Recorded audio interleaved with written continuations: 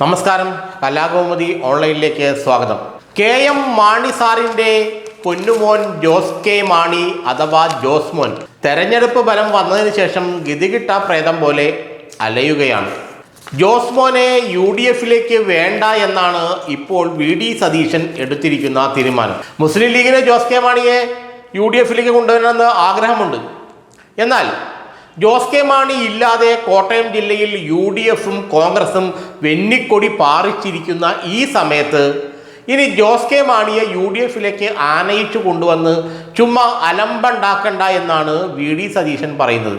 VD സതീശനെ പിന്തുണയ്ക്കാൻ കോട്ടയത്തെ ചില കോൺഗ്രസ് നേതാക്കളുമുണ്ട്.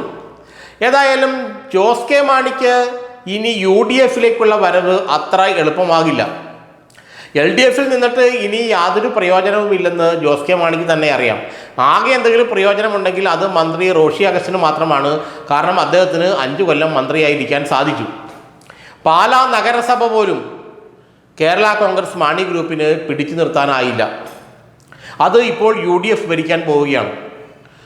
കോട്ടയം ജില്ലയിൽ ഒരിടത്തും കേരള കോൺഗ്രസ് മാണി ഗ്രൂപ്പിന് കാര്യമായ ചലനങ്ങൾ ഈ തദ്ദേശ സ്വയംഭരണ സ്ഥാപന തെരഞ്ഞെടുപ്പിൽ ഉണ്ടാക്കാൻ കഴിഞ്ഞില്ല. ഇതോടുകൂടി കേരള കോൺഗ്രസ് മാണി ഗ്രൂപ്പ് എന്നതൊരു ചത്ത കുതിരയാണെന്ന് വിധി എഴുതി കഴിഞ്ഞു. കോൺഗ്രസ്സുകാരും കോൺഗ്രസിൻ്റെ കൂടെ നിൽക്കുന്ന കേരള കോൺഗ്രസ് ജോസഫ് ഗ്രൂപ്പും എല്ലാം കേരള കോൺഗ്രസ് മാണി ഗ്രൂപ്പിനെ ചത്ത കുതിരയായി വിധി എഴുതി കഴിഞ്ഞു. ഇനി ജോസ്മോൻ UDFിലേക്ക് വരേണ്ട യാതൊരു കാര്യമില്ലെന്നും അവിടെ തന്നെ ഇരുന്ന് ഇല്ലാതാകുന്നതാണ് നല്ലതെന്നുമാണ് ഇപ്പോൾ കോട്ടയം ജില്ലയിലെ കോൺഗ്രസ്സുകാരുടെ പക്ഷം. മാണി ഗ്രൂപ്പിനെ LDFിലേക്ക് വിട്ടപ്പോൾ അതൊരു അബദ്ധമായി എന്ന് കോൺഗ്രസിന് ആദ്യം തോന്നിയിരുന്നു. പ്രത്യേകിച്ച് 2021 നിയമസഭാ തെരഞ്ഞെടുപ്പിൽ അതുമൂലം കോൺഗ്രസിന് തരക്കേടില്ലാത്ത തിരിച്ചടി കോട്ടയം, ഇടുക്കി, പത്തനംതിട്ട ജില്ലകളിൽ ഏൽക്കുകയും ചെയ്തു. മാണി ഗ്രൂപ്പിന് ഏതാണ്ട് 6 സീറ്റുകളിൽ വിജയമുണ്ടാവുകയും അവരുടെ പ്രതിനിധി 2ാം പിണറായി സഭയിൽ മന്ത്രിയാവുകയും ചെയ്തു. എന്നാൽ ഇപ്പോൾ കാലം മാറി, സമയം മാറി. കേരള കോൺഗ്രസ് മാണി ഗ്രൂപ്പിന് ഇപ്പോൾ പണ്ടേ പോലുള്ള സ്വാധീനം കോട്ടയം ജില്ലയിലോ സമീപ ജില്ലകളിലോ ഇല്ല. ക്രൈസ്തവ സമുദായത്തിൽ ഒട്ടുമില്ല. അപ്പോൾ ഇനി കഷ്ടപ്പെട്ട് ജോസ് കെ മാണിയെ കോൺഗ്രസിലേക്ക് കൊണ്ടുവന്ന് കുറച്ച് നിയമസഭാ സീറ്റ് നൽകി അയാളെ ഇവിടെ പ്രതിഷ്ഠിക്കണോ എന്നാണ് ചില കോൺഗ്രസ് നേതാക്കൾ ചോദിക്കുന്നത്.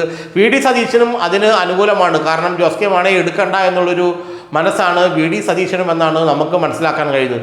എന്നാൽ കോൺഗ്രസിലെ മറ്റു ചില നേതാക്കളും മുസ്ലിം ലീഗുമെല്ലാം ജോസ് കെ മാണിയെ UDFിലേക്ക് കൊണ്ടുവരണം, അങ്ങനെ ഒരു UDFിലൊരു ശക്തി വേണം, ഒരു കുറുമുന്നണി വേണം. കാരണം ലീഗിനെപ്പോഴും UDFിലൊരു കുറുമുന്നണി വേണമെന്നാണ്. കാരണം കോൺഗ്രസിന് മൊത്തം ശക്തി ഉണ്ടായില്ല, അല്ലെങ്കിൽ കോൺഗ്രസിൻ്റെ ശക്തിയിൽ UDF നിൽക്കുന്നൊരു അവസ്ഥ വന്നാൽ പിന്നെ ലീഗിന് അത് വലിയൊരു പോരായ്മയാവും.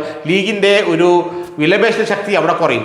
അപ്പോൾ വേറൊരു ഘടകകക്ഷി കൂടി വന്നാൽ ലീഗിൻ്റെ വിലപേശ ശക്തി വർദ്ധിക്കും. കാരണം ഇവർക്ക് രണ്ടുപേർക്കും ഒരു കുറുമുന്നണിയായി പ്രവർത്തിച്ച് UDFിൽ വിലപേശ ശക്തിയാകാം. അതിനുവേണ്ടിയാണ് കുഞ്ഞാലിക്കുട്ടിയൊക്കെ വളരെ കഷ്ടപ്പെട്ട് ജോസ് കെ മാണിയോട് വരൂ വരൂ വരൂ എന്ന് പറഞ്ഞ് വിളിക്കുന്നത്. പക്ഷേ എന്നാൽ UDFിലെയും അല്ലെങ്കിൽ കോൺഗ്രസിലെ ഇപ്പോഴത്തെ നേതൃത്വത്തിന് ജോസ് കെ മാണിയെ ഇപ്പോൾ കൊണ്ടുവരണമെന്ന് യാതൊരു ആഗ്രഹമില്ല. കാരണം ഇപ്പോൾ കൊണ്ടുവന്നില്ലെങ്കിൽ ജോസ് കെ മാണി അല്ലെങ്കിൽ കേരള കോൺഗ്രസ് മാണി ഗ്രൂപ്പ് കോട്ടയത്ത് തന്നെ അവസാനിക്കും. എന്നാൽ UDFിലേക്ക് കൊണ്ടുവന്നാൽ അവർക്ക് വീണ്ടും ശക്തി പകർന്നു നൽകി അവരെ വലിയൊരു രാഷ്ട്രീയ പാർട്ടിയാക്കി മാറ്റി വീണ്ടും UDFിനോട് അല്ലെങ്കിൽ കോൺഗ്രസിനോട് ബാർഗെയിൻ ചെയ്യാനുള്ള ശക്തി കോൺഗ്രസ് തന്നെ അവർക്ക് ഉണ്ടാക്കി കൊടുക്കുന്ന അവസ്ഥയിലെത്തും. അതല്ല എങ്കിൽ 2026 നിയമസഭാ തെരഞ്ഞെടുപ്പോടെ മാണി ഗ്രൂപ്പ് അല്ലെങ്കിൽ മാണി കോൺഗ്രസ് തീർന്നു പോകും. എന്നാൽ UDFിലേക്ക് കൊണ്ടുവരികയാണെങ്കിൽ വീണ്ടും അവർക്ക് മന്ത്രിസ്ഥാനമൊക്കെ കൊടുത്ത് അവർക്കൊരു വിലപേശ ശക്തി ഉണ്ടാക്കി കൊടുക്കുക. മാണി ഗ്രൂപ്പിന് വിലപേശ ശക്തി ഉണ്ടാക്കി കൊടുത്താൽ അവർ കോൺഗ്രസിനോട് തന്നെ വിലപേശും. അപ്പോൾ ഇപ്പോൾ തകർന്നിരിക്കുന്ന മാണി ഗ്രൂപ്പിന് ഊർജ്ജം കൊടുത്ത് അവരെ വിലപേശ ശക്തി തന്നെയാക്കി കോൺഗ്രസ് സ്വന്തം കഴുത്തിന് കത്തിവെക്കണോ എന്നാണ് പല കോൺഗ്രസ് നേതാക്കളും ചോദിക്കുന്നത്.